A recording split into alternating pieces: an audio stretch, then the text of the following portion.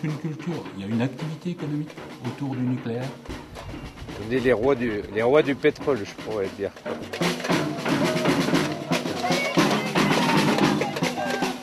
L'EPR, comme vous savez, est un nouveau type de réacteur.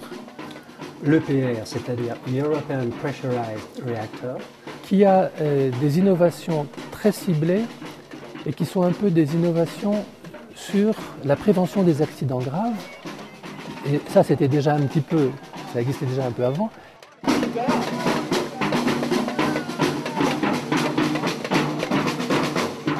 Des investigations ont eu lieu en France, en particulier ici dans le Nord-Cotentin. Vous êtes tous, et je vous remercie d'y être venus, dans la zone la plus nucléarisée du monde. Le projet est en cours, évidemment. Le gouvernement a déjà décidé, en 2004, de faire cette EPR. L'Assemblée nationale a validé, le Sénat a validé aussi les choses. Le débat public vient de se terminer.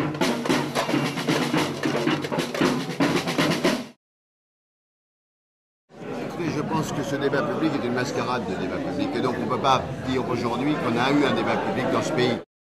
Quand nous avons commencé le débat public, le Parlement s'était déjà prononcé avec l'intention assez nettement affichée qu'il y ait construction d'un EPR en France. Néanmoins, la loi qui est devenue la loi d'orientation sur l'énergie du 13 juillet 2005, dans sa première lecture, quand nous avons décidé de faire un débat public, prévoyait expressément qu'il y aurait débat public. Et en ce qui me concerne, et je pense mes collègues de la Commission nationale, nous pensions bien que le Parlement ne prendrait peut-être pas de décision avant d'avoir entendu le débat public qui était évoqué par lui-même. Ce n'était pas toute la décision qui avait été préemptée. Mais c'est vrai qu'il y en avait une partie qui avait été préemptée.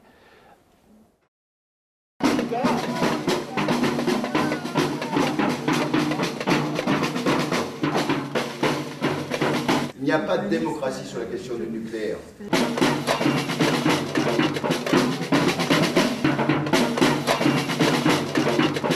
Ces gens sont des citoyens qui ont été victimes de la catastrophe de Tchernobyl, qui ont le droit de s'exprimer. Il y a des médias ici. Il y a eu mensonge, manipulation des chiffres au niveau de la contamination en France.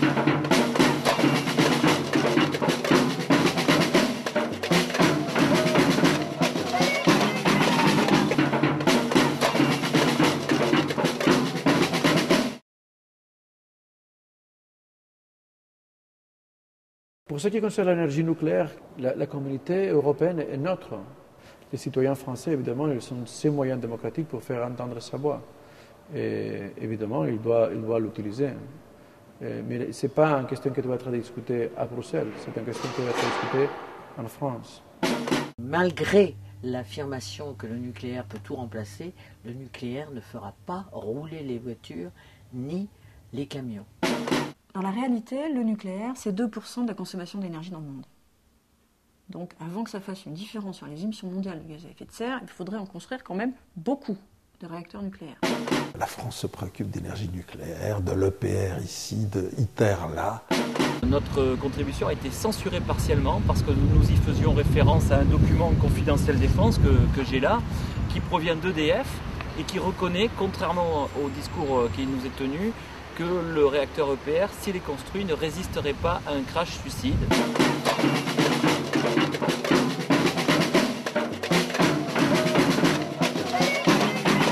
Politique énergétique, secrète, etc.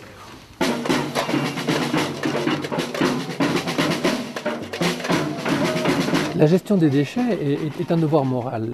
Quel est le coût du déchet? L'obsession qui caractérise le lobby nucléaire depuis très longtemps, c'est les enfouir. Ce qu'il faut, c'est isoler suffisamment bien, pendant suffisamment longtemps, pour que la décroissance radioactive puisse bien se faire jusqu'au stade où on tombe en dessous de la radioactivité naturelle, ce qui prend quelques milliers d'années.